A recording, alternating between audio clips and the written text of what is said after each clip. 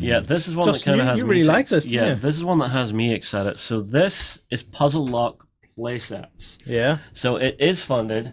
It's a 3D printer Kickstarter. So the thing I instantly like about 3D printer Kickstarters is as soon as those files are designed, they can be instantly digitally sent to the backers. There is no shipping. There is no that's stuck on a boat from China. It is just there in your inbox, and you can start playing about with it in your 3D printers. Yeah. But the look of it is absolutely great. So you've got two types here. So you've got this really nice sort of cave hacks design, and it's all interlocking. So you see the little sort of like dovetails here beside it. Yep. How many times have you laid out a gaming board with just flat edges and it takes a knock or someone shimmies the table and all of a sudden you've got gaps all the way through your play area? Ah, it's so annoying. Jigsaws are the way of the future. Yeah, just a Give me little something and jigsaws. it's fixed. And you've got so many different options for the cave. You could make a really huge network. And again, this is not something you have to worry about. How many of this component am I getting? How many of this component am I getting? If you need the component, you just set it to run. So you design out the cave that you want and then print all the bits you need for The it. thing about this, and you'll probably see it when the picture scroll down a wee bit, just stop there, right? Yeah. So no, go back. Well, go back up and then we can come down, right? Now you would think of this being hex based, it would look kind of hexy, but they've done a really good job of sculpting the actual caverns and stuff. That when they start putting them together and painting them and stuff, It's those organic join points. it really doesn't look that hexy at all, which is really cool. It looks really bubbly. Like even there though, you can see that it's a hex pattern. When you look in close, see in the picture on the right, it doesn't just go I'm a load of hexes. Yeah. I think it works really well. Yeah. The other one is a square based one where it's more of like a true internal dungeon. But even it has some really cool components. You've got like different doors and things, and then you've got all the different corridors, archways, some of the steps. I love the idea of doing like big altars and stuff with those steps. Maybe stick 4 or 5 of those together. It'd be very cool. Then what else do we have here? Yeah, we've got some triangular stuff. And Cheese wedges. Yeah. But there's what it looks like, and there's what I'm talking about. You see the way they put 4 of the raised areas together for that?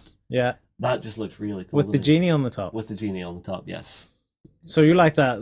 They've given you a very modular system, in your opinion, for building things that Look you're not at expecting. Look at everything you're fit to do with this, just mixing and matching the way you're putting stuff together. Now there is a point where they pass from being in the caverns to the square stuff somewhere on this I page. think it was actually during I'll ask Ben one what of the he videos. thinks. Or was it during one of the videos? I think it was one of these 2 videos down near the bottom where it actually runs you through like a nice pan of going from the caves to the dungeons to the components on their own. Well, Ben, let's come over to you. Justin, you can just double check that. What do you think, Ben? Yeah, I'm really liking the look of this. I think it's fascinating to have some more options for people that want to try and create dungeons. And obviously, with this being STL files that you print at home and that kind of thing, it's slightly less sort of like expensive than going and buying out the big sort of Dwarven Forge stuff and all that kind of thing. I'm really liking what they're doing with this, and as you say, the details on these are really cool. I really like some of the sort of additional elements they've added to it as well. So for a lot of the different tiles and things, especially for the dungeon one, you've got some options like doors and gates and wells and all that kind of thing as well. So there's a little bit of terrain thrown in there too, which is good for sort of adding things, adding a little bit more sort of dynamism to all the locations you're fighting in. I think it's fantastic what they're doing, and they're working towards some other stuff in their stretch goals as well.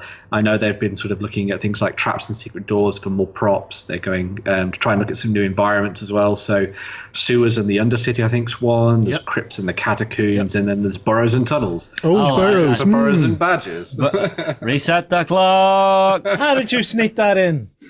No, it is on the Kickstarter. He's not lying. It's right there. Burrows and tunnels. Oh, is there any major magic stuff on there? No, it's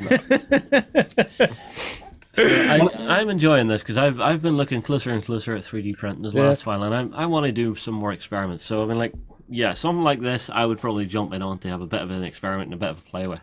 Yeah, that's 2 really cool 3D printing things we've looked at this week. We've got the Doom stuff.